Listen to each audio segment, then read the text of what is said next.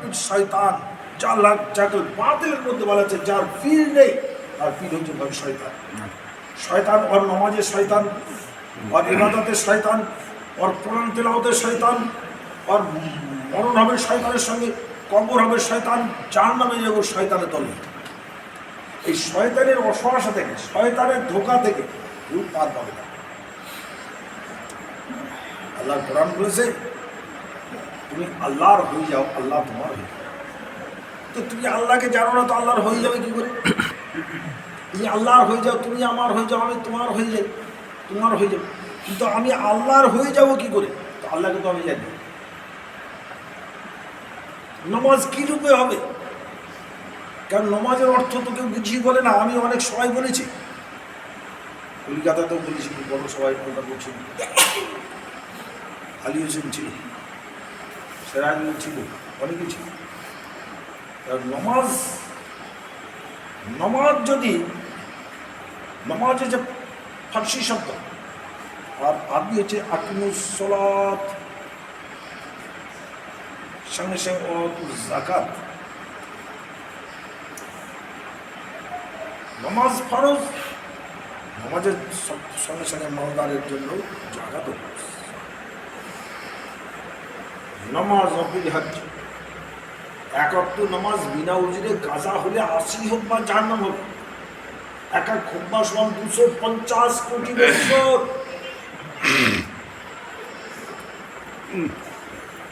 তাহলে এক অক্ত নামাজ কাজা, কত অক্ত নামাজ কাজা মন্দিরে তো আছে না? এবং তোমরা পার হয় কি করে? এক অক্ত নামাজ কাজার জন্য যদি ২৫০ কোটি বছর জাহান্নাম হয়, তোমরা পার হবে কি করে? এর বিকল্প কিছু বলো, কেউ বলতে পারবে। তাহলে জাহান্নামই জাহান্নাম। আরেকটা জিনিস হচ্ছে নামাজ বুঝতে হবে। তো এক বেটা বলছে যে সুবহানা রাব্বিল আলা, সুবহানা রাব্বিল আজিমের মানে তো না জানলে নামাজের স্বাদ পাবে কি করে? দোয়া দরুদের মানে না জানলেও নামাজের স্বাদ পাবে কি করে? ও তো জেনে বুঝতে পারবে নামাজের স্বাদ কি, মানুষকে খবর দেওয়া। নামাজ ইসলামের চার নবী বলেন সালাতু ওয়া তুদে মান আকামা সালাতা ফাকাদ আকামাদ দিন ওয়া তারকা সালাতা ফাকাদ হাদামাদ দিন।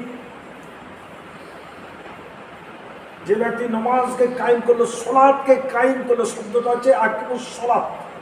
যারা সালাতকে কায়েম করলো তারা যেন দিন ইসলামের ঘরকে খাড়া করে দিল, কায়েম করলো। ইসলামের ঘর খাড়া হয়ে গেল, ইসলাম প্রতিষ্ঠিত হয়ে গেল, যায় নামাজকে কায়েম করে দিল। আকিমুস সালাত ওয়া তানকুনু মিনাল মুশরিকিন। যারা স্বেচ্ছায় নামাজকে বর্জন করলো এরা মুশরিকের মধ্যে গণ্য হয়ে গেল। এবার নামাজ তো বুঝতে হবে। নামাজ বলছে, কেউ বলছে নামাজ হচ্ছে জান্নাতের চাবি, মোল্লা বলছে জান্নাতের চাবি। আবার কেউ বলছে না মা জান্নাতের চাবি। ঠিক আছে, তো নামাজের পরিস্থিতি, নামাজ পড়ো সবাই। নামাজ যে পড়ে না তার সঙ্গে বিশাল দলাদলি হচ্ছে। নামাজ পড়ো আর তুমি মিথ্যা বলো, চুরি করো, হিংসা করো, বিদ্বেষ করো, অহংকার করো, গোনাধুরি করো, বাটপাড়ি করো, ফেরতবাজি করো, সব করো, নামাজ পড়ো।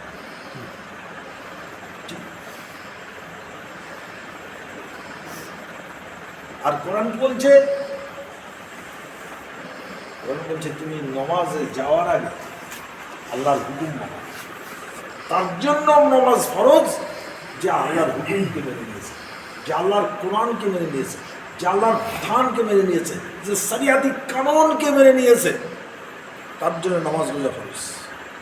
তুমি মিথ্যাবাদী, তোমার জন্য নামাজ ফরজ না। তুমি হিংসুক বিদ্বেষী, তোমার জন্য নামাজ ফরজ নাই। তুমি চুগলখোর, মুনাফিক, গীবতখোর, তোমার জন্য নামাজ ফরজ নাই। তুমি প্রতারক, ভণ্ড, তোমার জন্য নামাজ ফরজ নাই। কারণ তুমি নামাজে আসলে নামাজ কলুষিত হবে। এখানে মুফতি সাইফুল হাদিস বসে আছে, দুর্গাপুর মুসকুম আলু। আচ্ছা মানব সাহেব, মুফতি সাহেব, তুমি বড় মুফতি। যে আল্লাহ রসুল বললেন যে মিথ্যাবাদী যেখানে থাকে তো আল্লাহর রহমতের ফেরেশতা ১ কিলোমিটার দূরে চলে যায়। মিথ্যাবাদীর দিল থেকে এতটাই দুর্গন্ধ। হিংসুকের দিল এতটাই দুর্গন্ধ, বিদ্বেষের দিল এতটাই দুর্গন্ধ, তার আত্মা এত দুর্গন্ধ যে আল্লাহ রহমতের ফেরেশতা 1 কিলোমিটার দূরে চলে যায়। এই যে এত এলেম আল্লামা মুফতি মুহাদ্দিস হওয়ার পর, হাফেজ কারি হওয়ার পর, লম্বা জুব্বা পাগড়ি পরার পর, উজুর দোয়া শিক্ষা করার পর, দোয়ার পরে দোয়া আমল করার পর মিথ্যা তো দূর হবে না, এটা সহজাত প্রবৃত্তি। হিংসা তো দূর হবে না, এটা সহজাত প্রবৃত্তি। এবার এত করে যখন নমাজে যাব, মসজিদে তো মসজিদে যে রহমতের ফেরেশতা ছিল তা আমাদের জন্য রহমতের ফেরেশতা পালিয়ে, কারণ প্রত্যেকটা লোক মিথ্যা পারে। মসজিদে যারা যায় প্রত্যেকটা লোক হিংসুক, প্রত্যেকটা লোক বিদ্বেষী, প্রত্যেকটা মানুষ অহংকারী, প্রত্যেকে মুনাফেক, প্রত্যেকে গীবতখোর, অর্থাৎ কোরআন কেউ মানে না। এদের জন্য মসজিদ।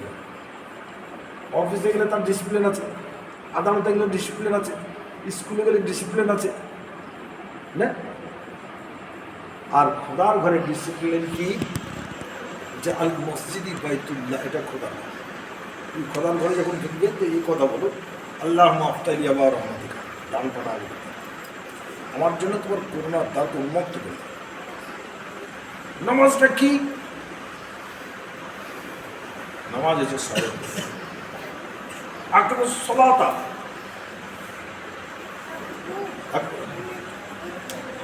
তাহলে আল্লাহর স্মরণ প্রতিষ্ঠা, আল্লাহর স্মরণ কায়েম করো। আল্লাহর স্মরণ হতে দূরে সরিয়ে আল্লাহকে স্মরণে রাখো। ফাজকুরুনি আযকুরুকুম ওয়াশকুরু আলা তাকফুরুন, আল্লাহকে একবার স্মরণ করো, আল্লাহ 10 বার স্মরণ করো।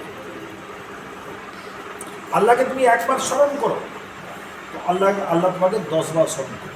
আমার বড় বড় সময় দিয়েছি, মৌলানা যা বলছি সুবহানাল্লাহ তোলপাড় লাগিয়ে যায়। আগে ফাজকুরুনি আযকুরুকুম ওয়াশকুরু আলা তাকফুরুন, আল্লাহকে একবার স্মরণ করুন, আল্লাহ 10 বার স্মরণ করবে। বলুন সুবহানাল্লাহ, বলুন সুবহানাল্লাহ, আরও জোরে বলুন সুবহানাল্লাহ। এরকম সময় তো আমি থেকেছি। শেষে আমি উঠে বললাম, মাওলানা আল্লাহকে একবার স্মরণ করলে আল্লাহ 10 বার স্মরণ করবে, তা আপনি একবার স্মরণ প্রসেসটা শিখিয়ে দেন। কিন্তু দোষীতে বড় হয়, দরকার হারদাম নমসি যাত্রা, আল্লাহকে ভয় করো আর শ্বাস প্রশ্বাস আসে দমে দমে করো, দমে দমে স্মরণ করো, এটা শিখিয়ে দেবেন। আমি কলিকাতা বলে, রে কলিকাতার বলবি তোরা তো জানিস না, সারা দুনিয়ার মোল্লা জানে না। আমি সারা দুনিয়ার মোল্লাকে পথভ্রষ্ট মনে করি। আমার চ্যালেঞ্জ যদি গ্রহণ করতে পারো, সামনে এসে 1 লক্ষ টাকা পুরস্কার দেবো। ধর্মকে জানবে, ধর্মগুরু ওখানে প্রমাণ করলাম, তুমি মোল্লা, তুমি মুহাদ্দিস, তুমি মোল্লা আল্লামা, তুমি মুফাসসির, তুমি ধর্মগুরু নও, ধর্ম তুমি জানো। দেখো চুরি বিদ্যা, পকেটমারি বিদ্যা শিক্ষা করে তারা গুরু ভজে। জি, মাস্টার হইতে গুরু দরকার, তুমি মোল্লা হয়েছে গুরুর দরকার। তুমি মোল্লা হয়েছো, মৌলভী হয়েছো, মুহাদ্দিস হয়েছো, আল্লামা হয়েছো, কিন্তু ধর্মগুরু তুমি নয়, ধর্ম তুমি বোঝো না। তাহলে ধর্ম যদি বোঝো তো এখানে 50 জন হাফেজ আসে, কোরআন মাথায় দেবো, বলো দিই মিথ্যা বলো, হিংসা আছে, এটা সহজে। যদি কেউ অস্বীকার করো, মূর্খের সঙ্গে বাস করছো, বোকার দল, তাই বলেছিলাম না, যদি চাপড়ি বলেছিলাম তোমরা সব বোকার দল, যদি এটা অস্বীকার করো, এটা সহজত প্রবৃত্তি। এর ব্যতিক্রম সাথে হবে স্পিরিট অফ ইসলাম পাওয়ার উপর, যাকে স্পিরিচুয়াল পাওয়ার বলে, যাকে আরবিতে ফাইজিয়াম বলে। তাহলে ধোকা, জাহানের মুসলমানরা অন্ধকারে পড়ে গেছে। আর এখন যেসব কি খেলা করতে আছে দেখি তো, ওদের সামনে তাদের সাহেব ছিল, ওদের সামনে আমি বলেছি যে এইসব কৃষি কেউ জানে। আর যত কৃষি আলিমের মধ্যে যত কৃষক আসছে তাদের আমি দুই দিকে খেয়াল করে দেখছি, দিলে আল্লাহ বলে না, আপাত মস্তকে মারিফাতের কোনো খোঁজ পাওয়া যাবে না। এরা পীরুল দিক কি শিক্ষা দেয়, গুরু শিষ্যের সঙ্গে কী কারবার করতে হবে, সব তো আত্মার কারবার, আত্মার জগতের কারবার, রুহানিয়াতের কারবার, রুহের কারবার, রুহানি জগতের কারবার, সূক্ষ্ম তার ফাংশন।